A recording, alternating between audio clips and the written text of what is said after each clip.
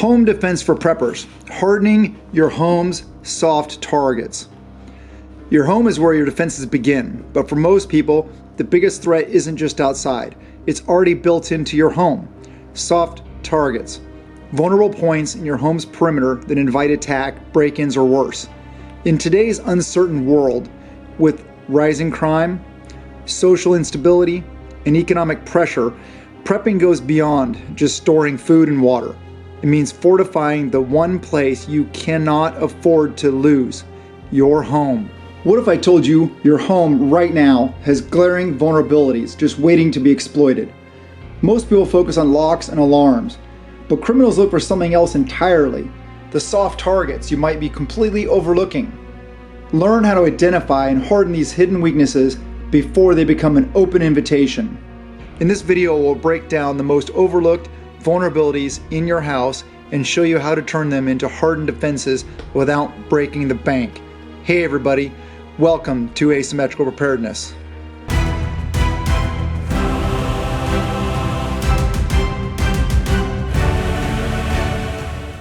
What are soft targets? A soft target is any access point or structural weakness that can be exploited by burglars, home invaders, looters, an invading military force, or in a grid down situation, zombies, and other opportunistic threats. So what are some common soft targets? Some common soft targets are exterior doors with weak frames or cheap locks, windows without reinforcement or visibility coverage, garage doors with emergency releases, sliding doors with exposed tracks, unsecured crawl spaces or basement entries, smart devices with weak digital security, lack of perimeter visibility or audio detection, obstructed sight lines or concealment opportunities. A single failure in your outer defense can give intruders access. The goal of hardening your soft targets is not to make your home impenetrable, but it is to buy time, deter attackers, and give you control. Security is about denial and delay. Alright, so let's get into door fortification. Over 60% of home invasions begin right at the front or back door of homes. Most doors are shockingly easy to kick in. Not just because of the door itself, but the frame holding it. The typical house doors, like I said, are very easy to kick in, bust down, get through. So let's talk about some tactical upgrades you can do that don't break the bank and that make sense and that will work. First off, it's more of an investment, but solid core or steel doors, if you don't already have them. Steel doors are the best, but solid core, like solid wood, solid hardwood, is the best, other than steel doors, because hollow core doors shatter under pressure. Invest in solid wood or steel exterior doors. That is one of the best things you can do. But if you aren't going to do that, or even if you do that, you still got to do some other things. One of them is use 3-inch screws in your hinges and your strike plates. Anchor them into the studs, not just the framing, because most homes use 3/4-inch screws. Upgrade to 3-inch to anchor directly into the studs. That's one of the best things that you can do. I've gone through all my doors and done it. Yeah, it takes some time. It's a pain in the butt, but the easiest way to do it is just pull out one screw at a time. Remove one, replace it with one. Move on to the next one, because then you don't have to take the whole door down, rehang it. Just do one at a time. It takes some time, but it doesn't cost much money, and it is a very good upgrade to your home security system. Let's get into heavy-duty deadbolts. Alright, heavy-duty deadbolts. Use grade 1 locks with anti-bump and anti-pick protection, because deadbolts are a very important part of your security system. Let's move on to door armor kits. You can look them up online, find out there's different styles and stuff like that, but what they do is they reinforce the latch and hinge points with steel sleeves and or other ways, improving the security and strength of your door.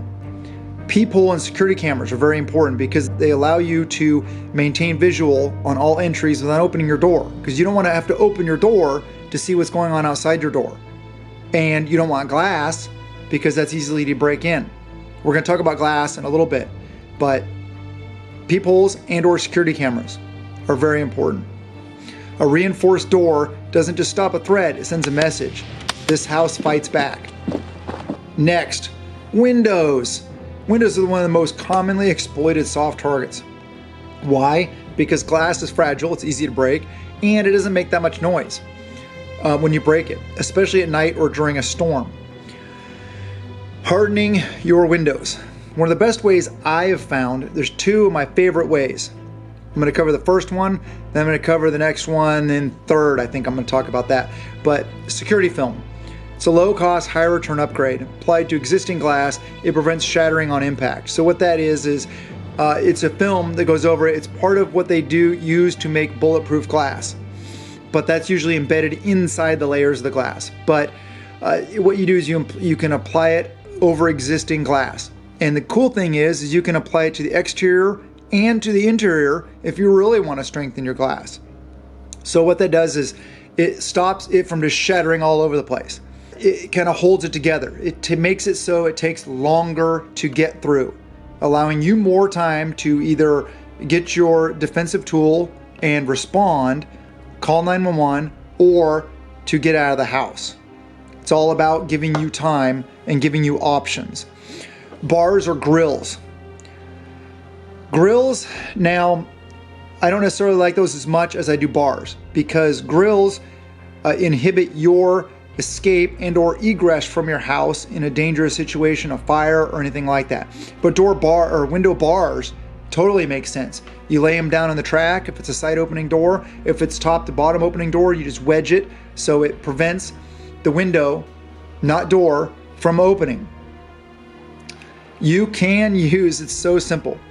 You don't have to buy a specific window bar.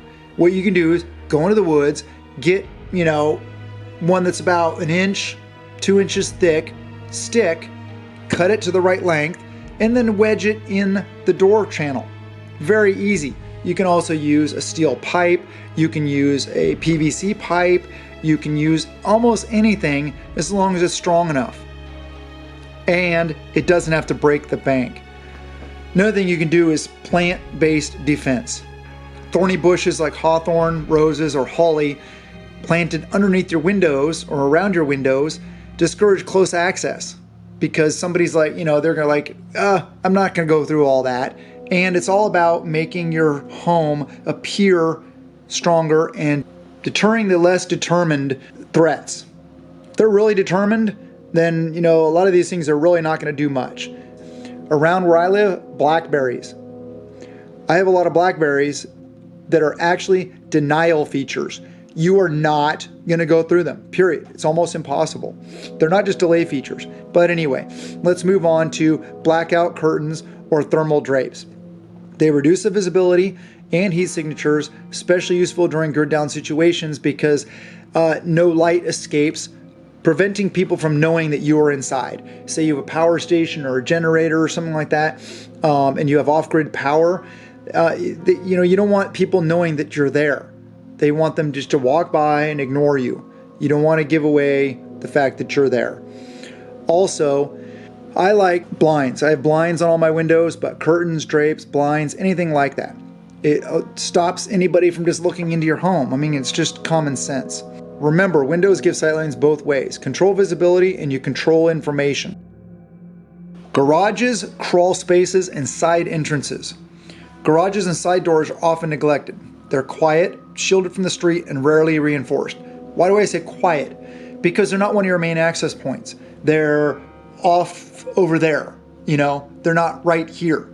And so somebody breaking into them, if they're breaking into them, you may not hear it as easily as you can one of your primary doors.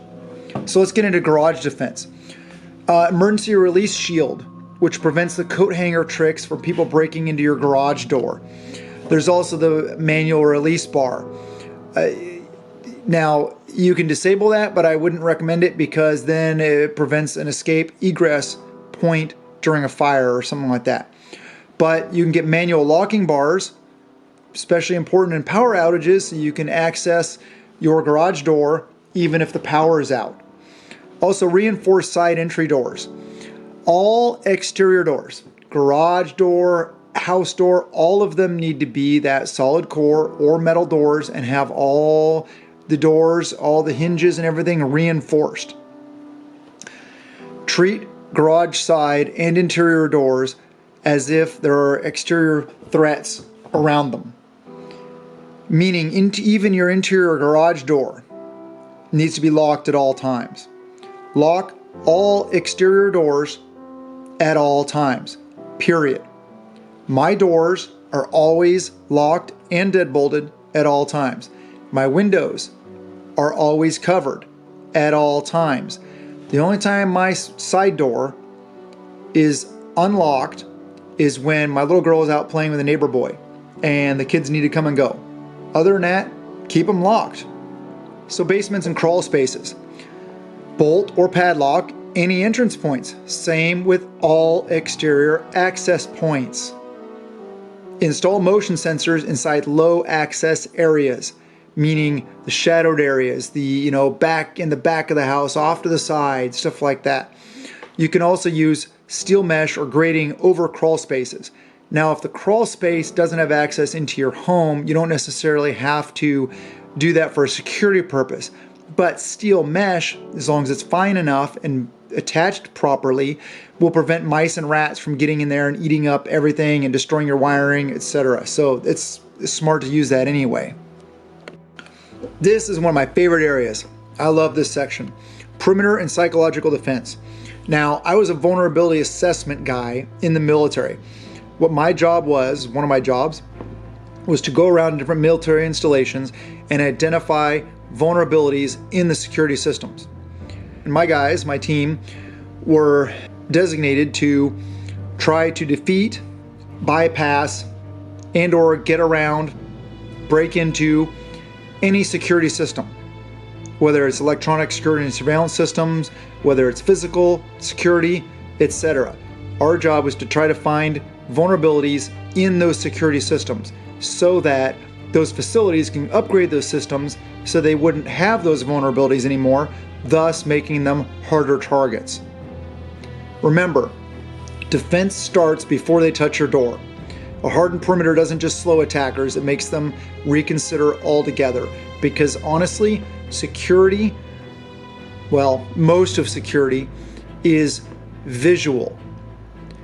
If it visually looks hard and scary, they're just gonna leave it alone. Look at any military installation. You see that chain link fence with a razor wire on top and you know that it's a military base. So you're like, oh my gosh, that's scary. There's probably guys with machine guns out in the woods. Well, honestly, in perimeters, there isn't. There are no guys out there with guns in the woods. Those fences are useless because fencing is a delay feature, not a denial feature. What does that mean? It means it won't stop somebody from coming in. It'll just slow them down.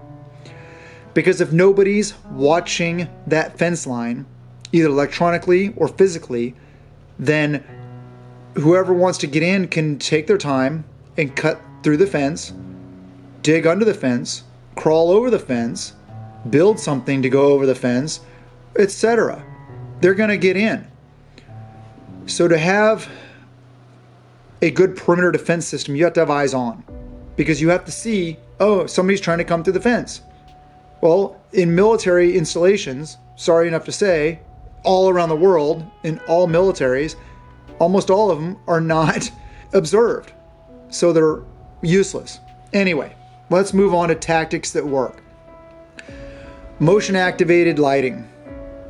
Motion activated lighting is really important because sudden visibility is a major deterrent. Even if you have all your exterior lights on all the time, having an additional light come on and it's just that psychological, oh shoot, something happened, that will scare away a lot of threats. So that's a really good thing to have. Also, another thing is, you'll understand more when I get into further down into the topics, gravel walkways or areas that make more noise to approach. Basically, no one can sneak quietly over them. That kind of makes sense. Are you going to hear it if you're sitting in your home? Not necessarily, but we'll go into that and make more sense in just a couple minutes, or just a little bit. Cameras, real or decoy. Mount them visibly, but out of reach. Meaning, don't put them where somebody can just grab them, rip them off, bash them with a bat, spray them with spray paint, etc. They need to be unreachable. Real or decoy. Why did I say decoy? Because you can get security cameras at Goodwill for $10. At least I can in my Goodwill. I see them all the time. Now, like I said, a lot of security is just visual. So that if it appears to be secure, it kind of becomes secure. It's a psychological aspect of it. So if you have fake security cameras up, which aren't as good as real security cameras, but if you have them up, it will deter some threats. But like I said, real cameras are better. And another thing is, I think I covered it a little bit more later on, but have your cameras and all your security systems hardwired. Because if you're using Wi-Fi, somebody can come through with a jammer, those higher tech thieves, and jam the signal, thus taking down your security system. So which isn't a good thing. So let's go into warning signs. Guard dog, under surveillance, ADT system, something like that. Even if you don't have a dog, put up a guard dog or beware of dog. Because, like I said, visual, psychological effect for a proper security system. Fencing with gates that lock and rattle. We already talked about fencing and stuff like that, but why lock and rattle? Because a noisy gate is a helpful alarm system. Now, let's go back to the psychological aspect. An intruder is opening up a gate and it goes, you may hear it, you may not hear it, but they do. And just that, oh shoot, I just made a noise that somebody could hear, will deter some threats. So that's, it may work. It may not. So none of this might work, but it's all layers of a good security system. So let's go into why gravel walkways and that noisy gate. Dogs, even small ones. Any loud, unpredictable noise adds risk to an intruder. Barking dogs, or if they see a dog, or if they see signs of a dog, they're going to be a lot less likely to try to get into your house. Unless they're really determined. And those really determined people and really well-trained and equipped people, they're going to get in anyway. We just got to slow them down long enough for us to escape, call for backup, whatever. The goal isn't to be invincible. The goal is to be a harder target than the house next door, which is sad, but true. I don't want my neighbor getting broken into either, but, when it comes down to it, we gotta take care of ours first and foremost. So this part is my least favorite part because I'm not a tech guy, but digital security is really important. Your digital soft targets are growing by the day nowadays. I mean, we know that. Things are becoming more and more tech oriented. Cameras, smart locks, Wi-Fi routers, and in a crisis, your tech could betray you. So what are some digital hardening tips? Well, let's start off with renaming your Wi-Fi SSID. Avoid broadcasting device brands because somebody can look up what different, security keys and stuff like that are for the different devices based on brand. Now, I don't know how to do that, but I'm sure there are people out there that do. Strong passwords, especially for security camera apps and your security system. But if it's hardwired, like I mentioned, then it's a lot less vulnerable to that. But having strong passwords is important. Disable remote access on smart locks and cameras.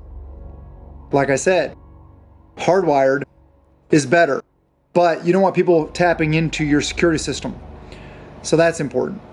Secure your router. Change the default login and upgrade firmware regularly. It just makes sense.